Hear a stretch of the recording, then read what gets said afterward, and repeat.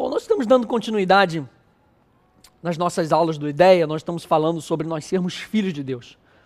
E é muito interessante porque nós vimos a realidade do Filho de Deus, o Filho de Deus que ouve o Pai, o Filho de Deus que foi enviado pelo Pai, o Filho de Deus que se submete ao Pai. Nós vimos nos primeiros capítulos que nós somos filhos de Deus. E como é que nós somos filhos de Deus? Nós somos gerados, nós somos dados, nós somos criados como uma nova criação, uma nova criatura, né? Uma nova classe de seres. Quem são esses seres? Os filhos de Deus. E hoje eu quero trazer algo em balanço, porque eu falei para você que os filhos de Deus são representantes do coração de Deus. Os filhos são representação do coração do seu Pai. Ora, o Filho de Deus, Jesus Cristo, era a representação e a manifestação do coração de Deus. E nós, como filhos de Deus, nós nos espelhamos no Filho de Deus e nós somos também uma representação. Mas eu lembro a você o princípio da encarnação.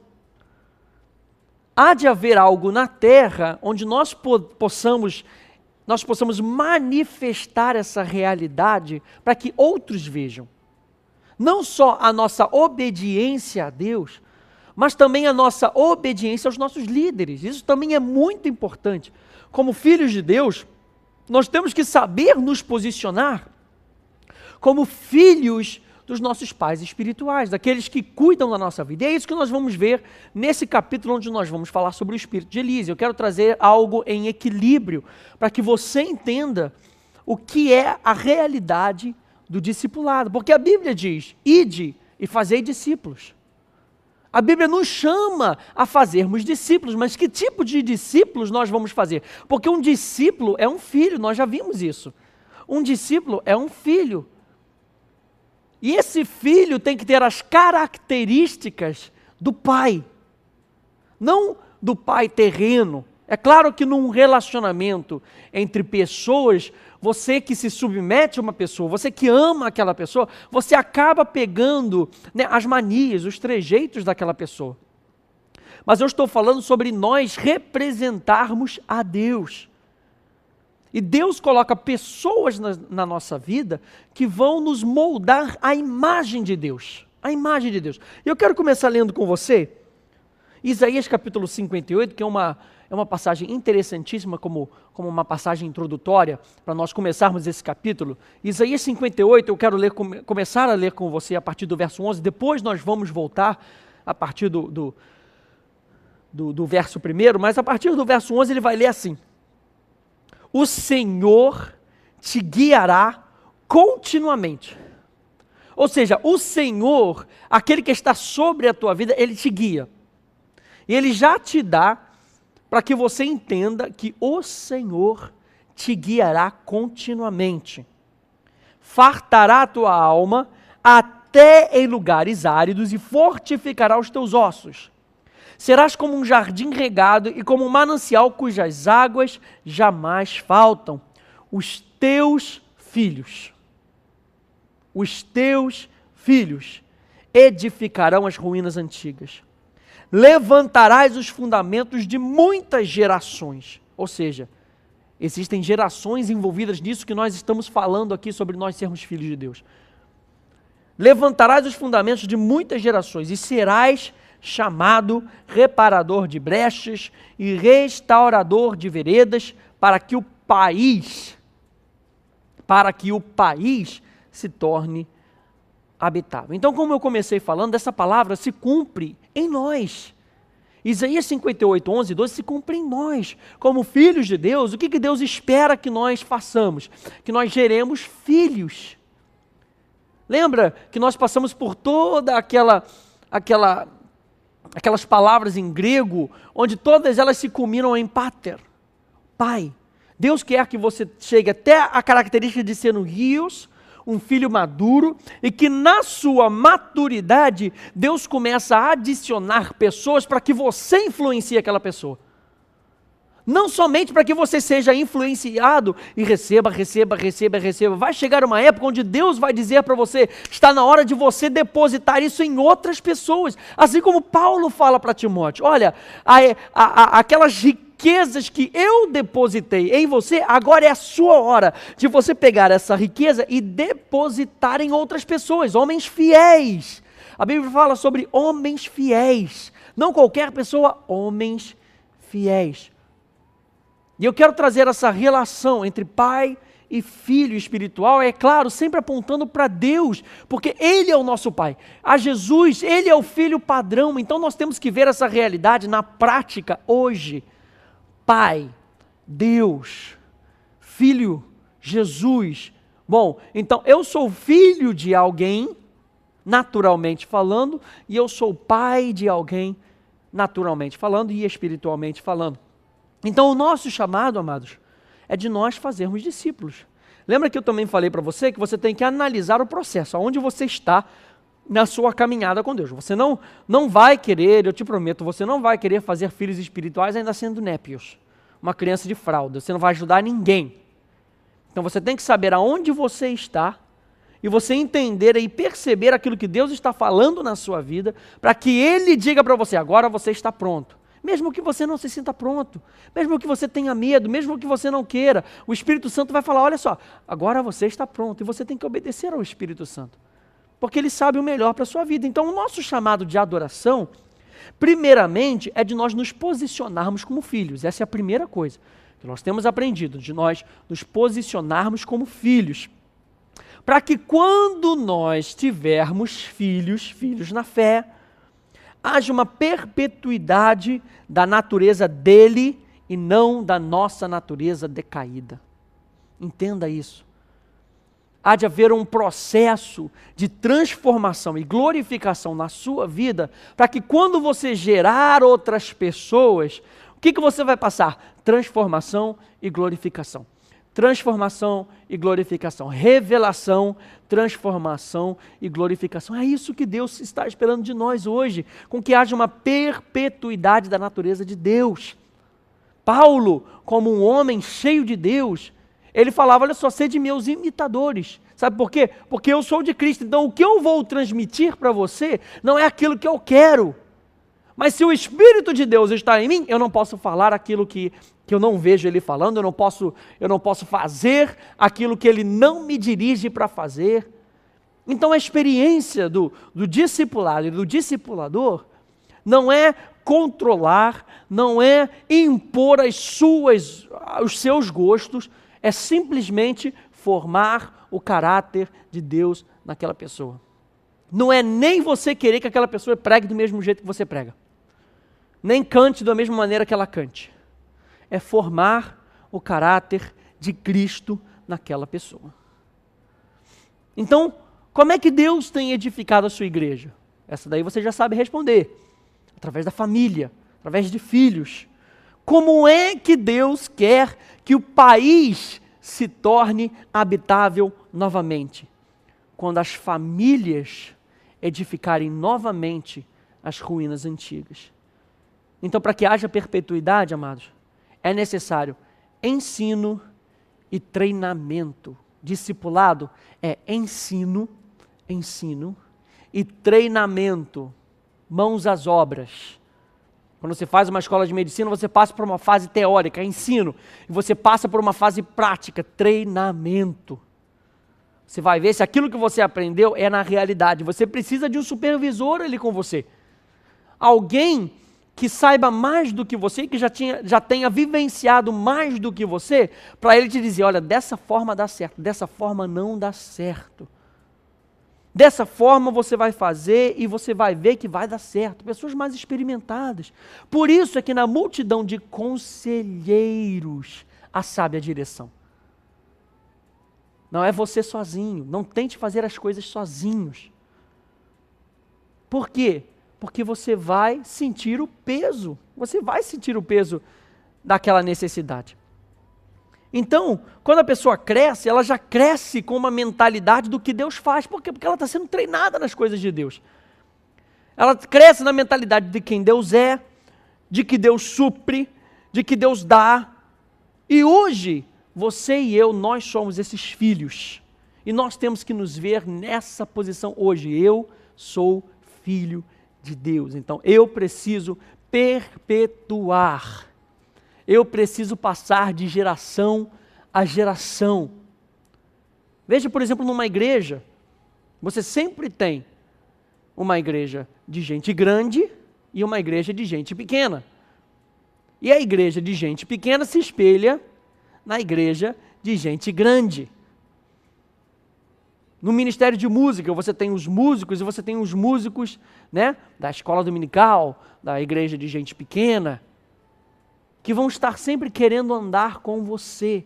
E você pode não se ver como um discipulador, mas aquela pessoa se espelha em você. Então, o relacionamento entre discípulo e discipulador, pelo menos de uma parte já se estabeleceu. O discipulado quer ser discipulado. Ele vê em você alguma característica que ele vê, caramba, eu quero fazer isso. Eu quero ser dessa mesma forma. Eu quero ministrar assim. Eu quero falar assim. E a outra parte? E a parte do discipulador? Será que você vai gastar tempo com aquele jovem? Será que você vai gastar tempo com aquela criança? De influenciá-la da maneira certa, de treiná-la da maneira certa? Às vezes acontece a coisa sem mesmo haver um pedido. Apenas acontece, o relacionamento apenas acontece. Será que você vai estar ouvindo de Deus para que você seja esse pater? Você seja esse ensinador, esse treinador, esse discipulador. E quando você se coloca debaixo, vamos trazer agora da posição de filhos, quando você se coloca debaixo, o seu pai espiritual, o seu líder, ele está numa posição superior. Isso não quer dizer que ele se coloca superior a você. Eu quero trazer isso para que você entenda que a primeira atitude tem que ser sua. Você se coloca debaixo. Você vem disposto a servir, igual aqueles homens vieram para Davi. E Davi faz a pergunta para eles: vocês estão aqui para me ajudar ou para me entregar para os meus inimigos? E eles se colocam debaixo de Davi. Eles dizem: olha, nós estamos aqui para servir. Olha só como é que filiação e serviço estão totalmente ligados. Não adianta você dizer que é filho de Deus se você não consegue se submeter a uma pessoa que Deus declarou. Essa pessoa vai te ajudar. Essa pessoa vai ser o princípio da minha encarnação. E quando você estiver obedecendo a essa pessoa e servindo a essa pessoa, você está vivendo nos meus princípios. Entenda isso. Com Jesus, você se coloca debaixo dele. Ele não impõe o senhorio dele sobre a sua vida. Não. O que ele faz? Ele é Senhor. E ele espera que você se submeta a ele. Você diga: estou aqui. Quero estar debaixo de você. Quero estar cuidado por você. Quero que você supra as minhas necessidades, mas eu vou cumprir aquilo que está no teu coração. Será um acordo, uma aliança. E aí com isso nós vamos perpetuar os planos do Pai. Isso envolve fé, gente. Isso envolve fé de que o Senhor vai cuidar de você. Isso envolve fé no seu relacionamento com o seu líder. De que ele vai gastar tempo com você e ele vai nutrir você com palavras de verdade. Com palavras de verdade. Veja lá Romanos 10, capítulo 10, verso 8. Diz assim: porém, o que se diz? A palavra está perto de ti, na tua boca e no teu coração. Isso é, a palavra de fé que nós pregamos. Isaías 58, gente, vai falar desse estilo de adoração que é a nossa vida. E o seu louvor é a sua vida. E para que o seu louvor seja algo com substância, você precisa de quê? Fé. Fé é substância, fé é prova, fé é evidência, fé é a substância do teu louvor. Fé é a substância do teu louvor. Diga para você mesmo: fé é a substância do meu louvor. Fé é a prova do meu louvor. Fé é a evidência do meu louvor. Lucas 18, verso 8, diz assim: digo-vos que depressa lhes fará justiça. Contudo, quando vier o Filho do Homem, achará porventura fé na terra? Será que quando ele vier para encontrar você, será que ele vai ver fé no teu coração? E fé é prática, gente, não adianta. Fé não é o dizer que eu creio, é o fazer com base naquilo que eu creio. É muito mais o fazer do que apenas o dizer. É a prática daquilo que está no meu coração, é a prática daquilo que eu sei que é a verdade. Então eu coloco em prática. Não importa o que o mundo diga, não importa o que as pessoas digam, eu coloco em prática. Fé é a substância da nossa adoração, fé é a substância do nosso louvor. E Isaías, muito interessante, agora sim nós vamos voltar. Isaías capítulo 58, verso 1, vai trazer algo muito importante. Muito importante. Diz assim: clama a plenos pulmões, não te detenhas.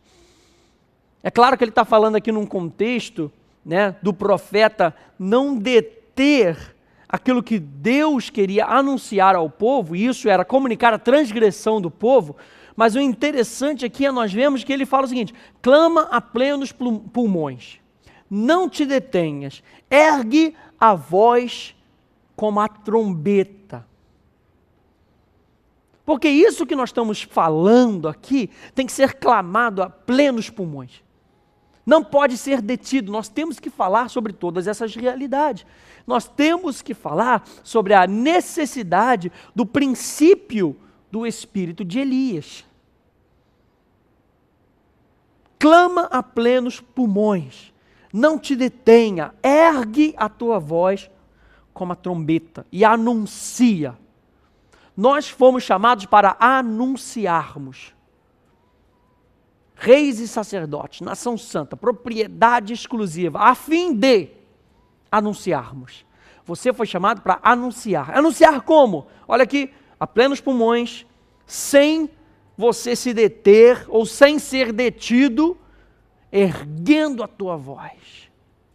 Erguendo a tua voz. Isso me lembra de 2 Crônicas, capítulo 20, verso 18 a 19, lá, Josafá se prostrando com o rosto em terra e clamando, e todos os moradores de Judá, né, se prostrando diante do Senhor. Verso 19 diz assim: dispuseram-se os levitas, dos filhos dos coatitas e dos coreitas, para louvarem ao Senhor, Deus de Israel, em voz alta sobremaneira.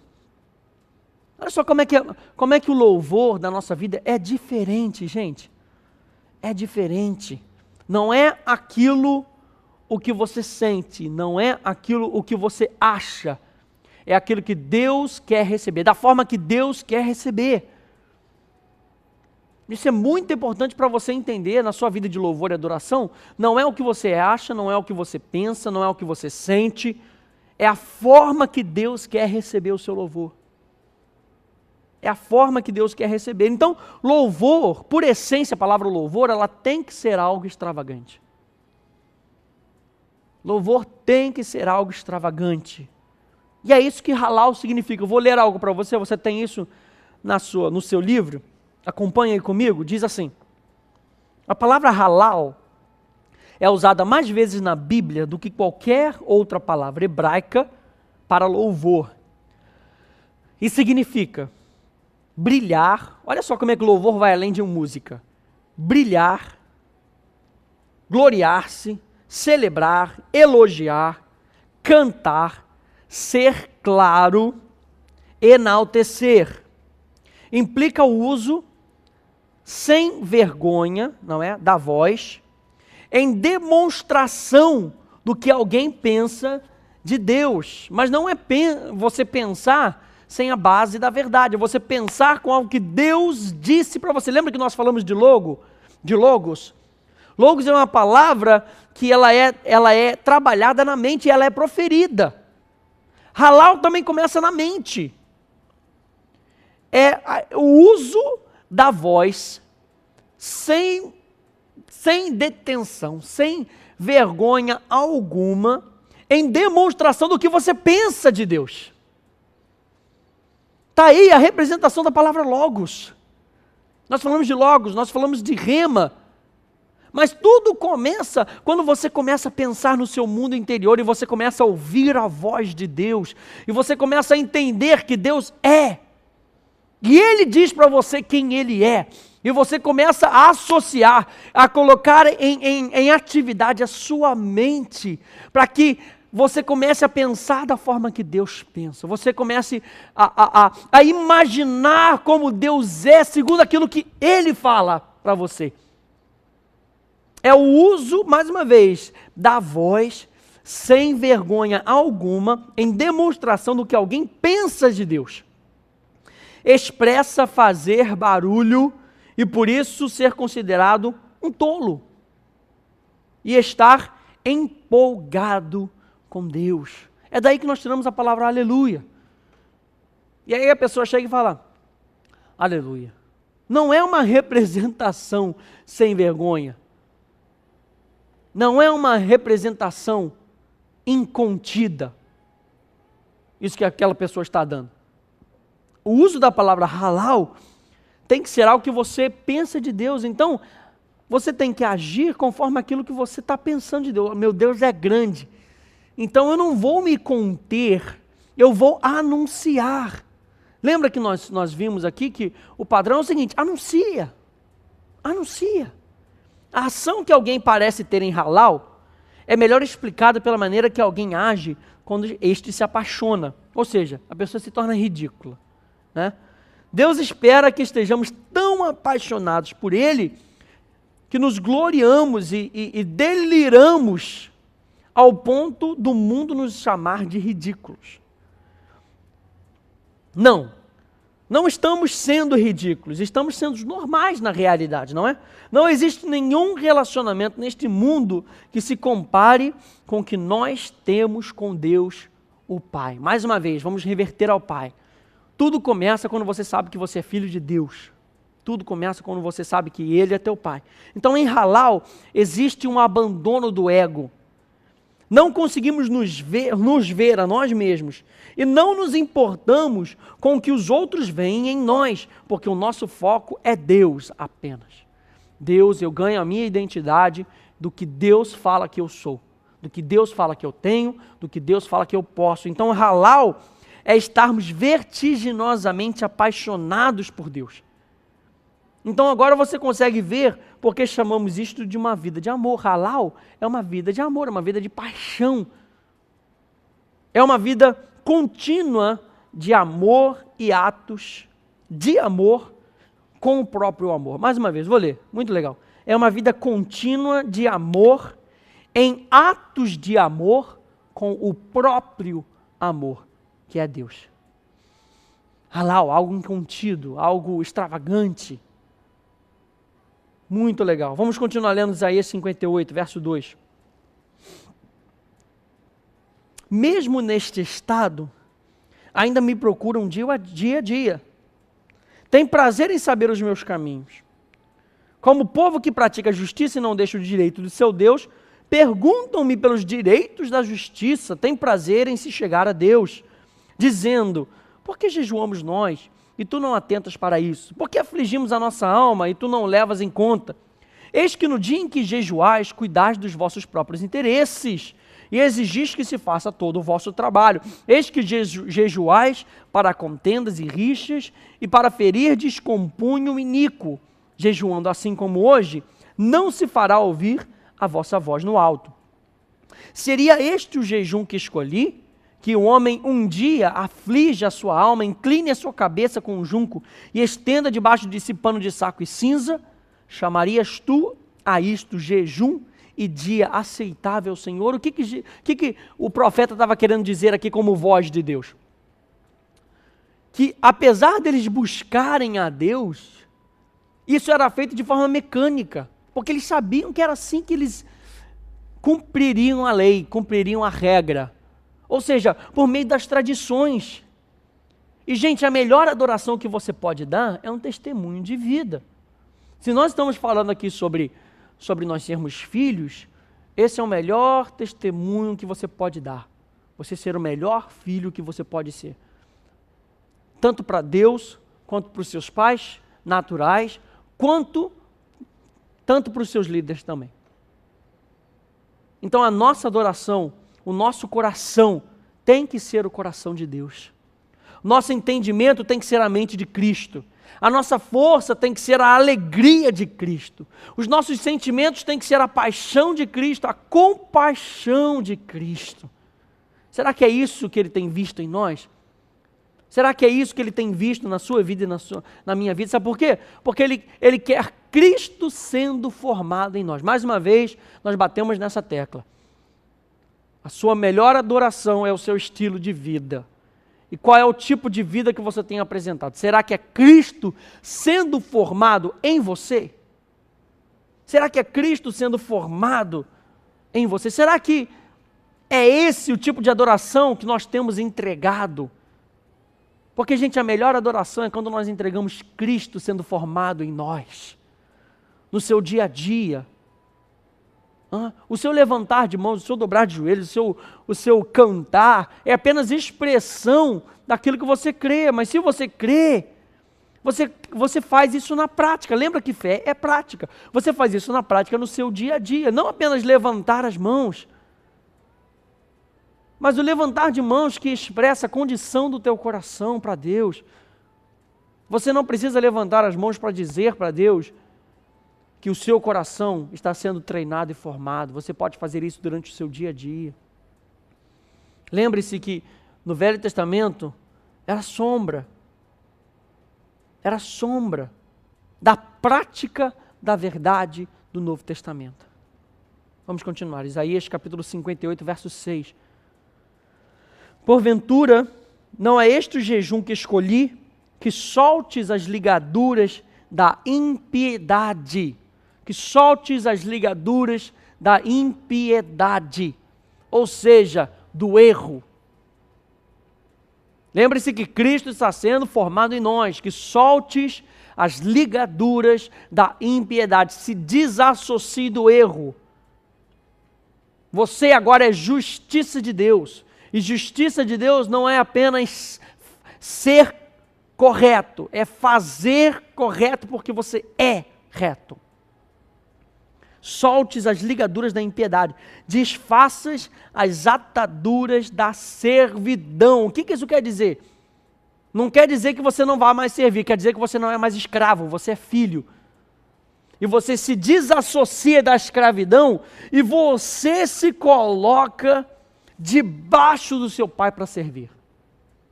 É diferente de algo imposto. Discipulado não pode ser imposto. Tem que ser conquistado.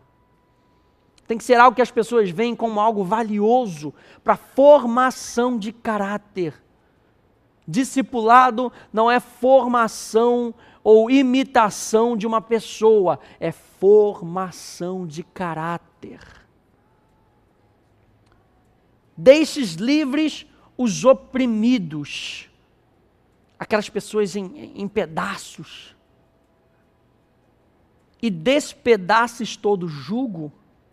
Porventura, não é também que repartas o pão com o faminto, aquele que não tem a palavra, aquele que não tem o entendimento da verdade. Você foi chamado para anunciar. Você foi chamado para repartir o pão da graça, o pão da verdade. E que recolhas em casas os pobres desabrigados, aqueles que não têm família espiritual. Ou seja, que tragam para o cuidado, para que eles se envolvam numa família espiritual. Ou seja, a igreja é uma família. A igreja é muito mais do que as pessoas dizem ser um hospital. Deus constrói as coisas não através de hospitais. Deus constrói e edifica os seus planos através dos seus filhos, através da sua família. Deus quer uma família para si. Então Deus edifica os seus filhos através da família, através de relacionamento. E Deus inclui isso aqui em Isaías. E recolhas em casa os pobres desabrigados, para que eles entrem nesse relacionamento com Deus como seu pai, e eles se submetam como filhos. E se vires o nu, o cubras, o nu, fala de alguém que não tem uma coberta, que não tem uma roupa, e roupa, nessa época, que era sinal de identidade. E se vires o nu, o cubras, para que aquela pessoa tenha uma identidade. E qual é a identidade que nós temos? A identidade que Deus nos faz. Mas como é que eles vão ter uma identidade? Eu trago eles para a família. E como é que eles vão se sentir atraídos para entrarem nessa família? Quando você reparte o pão. Quando você quebra as cadeias da impiedade. Quando você quebra a mentalidade de escravidão da sua vida. Veja como é que é bem dividido isso. Você quebra as ligaduras da impiedade na sua própria vida. Você quebra as ataduras da servidão. E você deixa de ser um oprimido. A primeira parte aqui está falando de você. Você como filho, você não é mais oprimido do diabo. Você não está mais em pedaços. A Bíblia fala que você foi salvo. E se você foi salvo, você foi feito completo novamente. Você é perfeito em Cristo Jesus. A primeira coisa que você tem que entender é que você é filho de Deus. A segunda coisa ele pede agora. Agora vai. Agora vai e reparta esse pão com outras pessoas. Quando você repartir o pão com essas outras pessoas, você traga elas para o meio da família. Não deixa elas desabrigadas. Veste elas com uma nova identidade. A mesma coisa que aconteceu com você vai acontecer com elas. Elas também vão ter as suas ligaduras da impiedade quebradas. As ataduras da servidão também serão quebradas. E elas não serão mais oprimidas do diabo. Porque você está sendo formado e você está anunciando a palavra como filho de Deus. Deus usa os seus filhos. Não te escondas do teu semelhante. Não te escondas do teu semelhante. Isso termina o ponto aqui dizendo que nós fazemos parte de uma comunidade. Você não faz tudo isso sozinho. A Bíblia é maravilhosa, gente. Estou sendo super abençoado com essa mensagem. Não te escondas do teu semelhante. Nós vivemos em parceria uns com os outros. Você faz parte do reino, ele faz parte do reino, ela faz parte do reino, todos nós fazemos parte do reino. Nós temos que entender o princípio da comunidade. Mais 10 minutos e eu termino. Então, aí vem, então, você foi resgatado, você está atuando no ministério da reconciliação, então, romperá a tua luz como a alva, a tua cura brotará sem detença, e a tua justiça, a tua retidão, o teu caráter irá diante de ti, porque justiça não é fácil, não fala só da nova natureza, eu sou nova natureza, não, a nova natureza tem que produzir atos da nova natureza, é por isso que o Espírito Santo está formando em mim e em você o quê? O caráter de Cristo, é formação de caráter, discipulado é formação de caráter, nós vamos chegar lá. Então a tua justiça irá diante de ti. É muito ruim você chegar num lugar e as pessoas se esconderem de você. É muito ruim as pessoas ouvirem do teu nome e não irem a um seminário teu porque elas conhecem o teu caráter. Mas é muito bom as pessoas lotarem um lugar sabendo do teu caráter, não somente da tua mensagem, mas do teu caráter. Amados, tem muita gente que não se importa com caráter. Mas existe aquela companhia de homens e mulheres que não se curvam. E assim como Daniel, não se submetem a um jugo desigual. E valorizam o caráter de Deus. Eu tenho caráter, então eu vou manter. Eu sou responsável pelo caráter de Deus na minha vida. E a glória do Senhor será a tua retaguarda. Tem muita coisa para a gente dizer sobre aí. Eu não vou conseguir falar sobre tudo isso. Verso 9, então clamarás e o Senhor te responderá. Gritarás por socorro e Ele dirá, eis-me aqui. Nossa, que passagem. Enquanto você está fazendo a obra dele, quando você clama por ele, ele diz, eis-me aqui. Essa palavra, eis-me aqui, é a palavra de um servo para o seu Senhor. Olha só, enquanto você se posiciona como filho, enquanto você se posiciona como servo, não por causa de uma escravidão, não por causa de uma ditadura, você se posiciona como servo, Deus no seu contraponto, ele diz o seguinte, então eu vou servir a minha causa através de você. Então, meu filho, eis-me aqui, estou à tua disposição para cumprir os meus planos. O que você está disponível para fazer? Vamos lá. Eu preciso que você faça isso. Você se junta, você se submete. Senhor, eu quero fazer o teu plano, eu quero fazer a tua vontade, eu quero seguir os teus caminhos, eu quero que a minha família siga os teus caminhos. E Deus fala, eu coloco à tua disposição todas as coisas, conforme a vida e a piedade, todas as promessas de Deus, para que você cumpra, estão todas disponíveis para você. Eis-me aqui, diz o Senhor. E você pode ver isso, por exemplo, em Gênesis 22, você vai ver Abraão dizendo, eis-me aqui. Em Gênesis 31:11, Jacó respondendo, eis-me aqui. Êxodo 3:4, Moisés, eis-me aqui. 1 Samuel 3:4, você lembra da passagem de Samuel? Ele diz, eis-me aqui. Isaías 8:11, esse aqui é interessante, esse aqui eu quero ler com você, diz assim, 8:18, perdão. Numa conversa entre o Senhor e Isaías, Isaías chega e diz, eis-me aqui, e os filhos que o Senhor me deu. Existiam, os profetas tinham filhos. Não só filhos gerados, mas filhos dados. Lembra que nós falamos sobre Isaías 9? Não somente filhos gerados, mas filhos dados. Eis-me aqui, e os filhos que o Senhor me deu, para sinais e para maravilhas. Em Israel, da parte do Senhor. Ou seja, Isaías sabia que os filhos que o Senhor tinha dado para ele pertenciam a Deus. Por isso, se você é um discipulador, você não pode ter domínio sobre essas pessoas, sabe por quê? Porque elas são da parte de Deus. Deus deu esses discípulos para você, é dele, é tudo dele, as ovelhas da igreja são dele, os membros da sua igreja são dele. Então você tem que cuidar deles como se fossem de Deus, porque eles são de Deus. E ele diz, como da parte do Senhor dos Exércitos, que habita no Monte Sião. Nós somos Monte Sião. Então, se você está cuidando do seu discípulo, você está cuidando daqueles que têm a presença de Deus está neles. Então, você está cuidando do Senhor, das coisas de Deus. É interessante nós notarmos esses detalhes. Como a Bíblia ela é detalhista.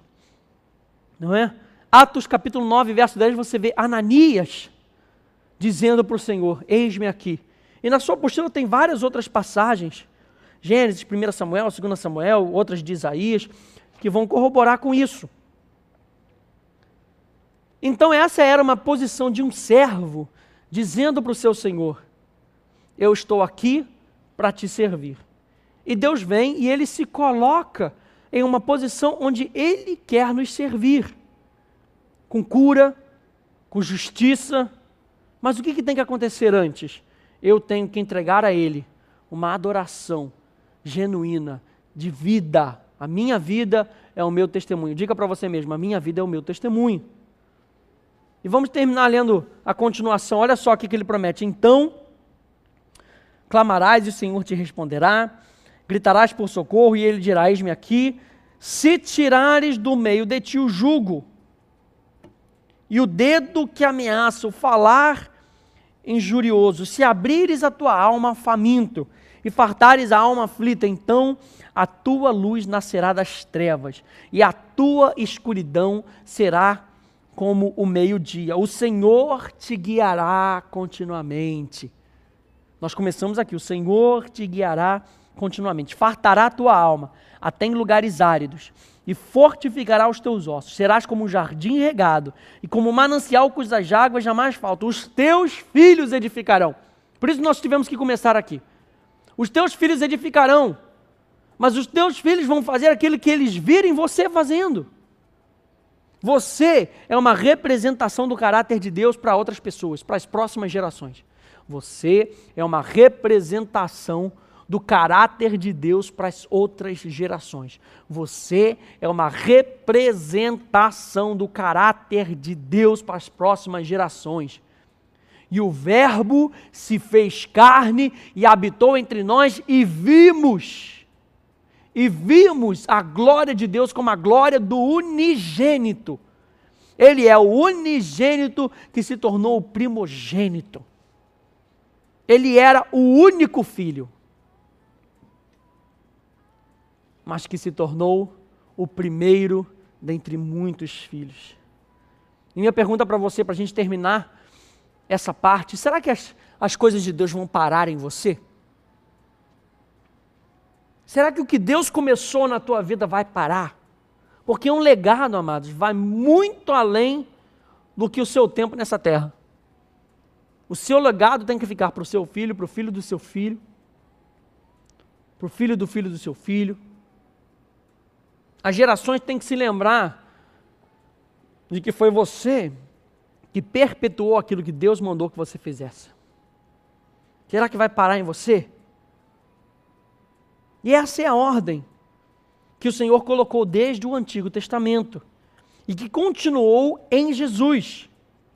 Jesus não poderia fazer o que ele tinha de fazer sem os discípulos, porque a obra de Jesus não terminou na cruz. O propósito foi terminado na cruz, foi tudo consumado na cruz do Calvário, mas a obra continua até hoje, a obra continua, por isso ele precisava de discípulos. Eu já falei para você que discípulos são filhos.